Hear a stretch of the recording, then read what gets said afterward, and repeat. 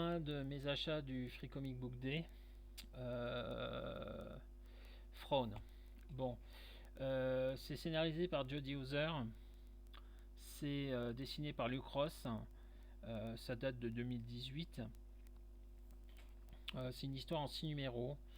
Moi j'ai acheté récemment donc dans le cadre du Free Comic Book Day pour avoir le bouquin suivant que je vous présenterai dans la vidéo suivante. C'est génial. C'est du Timothy Zahn pur jus. J'ai pas lu le roman qui est adapté ici en bande dessinée, mais je l'ai, je vais le lire prochainement, je pense, si je trouve le temps. Il réussit le tour de force de recréer Throne en lui inventant un passé qui n'était que survolé dans ses romans des années fin des années 80, début des années 90, et sans rien changer. C'est-à-dire qu'on peut tout à fait lire cette bande dessinée comme un prologue aux histoires du début des années 90 ou comme un prologue aux histoires qui sont développées sur Throne actuellement, que ce soit dans les séries télévisées, au niveau des comics et tout ça.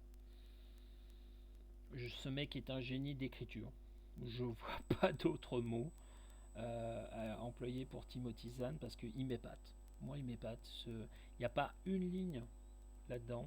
Il n'y a pas une chose qui se passe là-dedans qui contredise ce qui a pu se passer après dans les romans de la croisade noire du Jedi fou. Et il n'y a pas une ligne qui contredit ce qui a pu se passer après dans la série télé Ahsoka, dans Rebels et tout le reste. Il n'y a rien. C'est en gros, il laisse le personnage à disposition des auteurs suivants pour qu'ils l'utilisent comme bon leur semblera. À noter une couverture pour la version cartonnée que j'ai en main de Paul Renaud. Et on est sur un bon petit album que je recommande sans aucune réserve. Plus ça va, plus je suis convaincu que en fait Star Wars c'est pas si mal que ça en comics. J'avais un gros a priori négatif là-dessus.